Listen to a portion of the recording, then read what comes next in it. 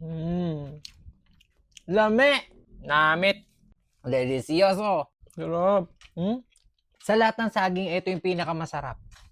Saba na hinog na hindi mo na kailangang lutuin. Kakainin mo lang na ganyan. As is, pagkabili mo, pahinugin mo, pitasin mo, tapos buksan mong ganyan.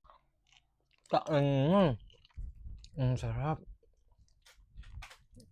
Ibang-iba yung lasa niya sa lakatan, sa latundan, sa senyorita, at sa iba pang uri ng mga saging.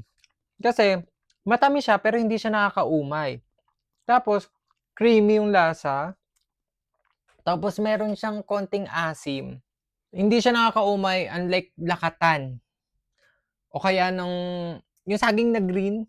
Kasi nasanay tayo na niluluto yung saba. Like, tinuturo natin, maruya, nilupak, pinatamis.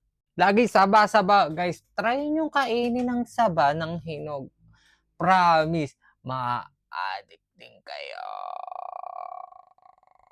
Mauubos ko na nga isang piling eh. Kayo ba guys, sa lahat ng uri ng saging, ano yung pinakagusto nyo? Let me know in the comments. Kasi ako ito, saba. Saba kadiri. Saba kadiri.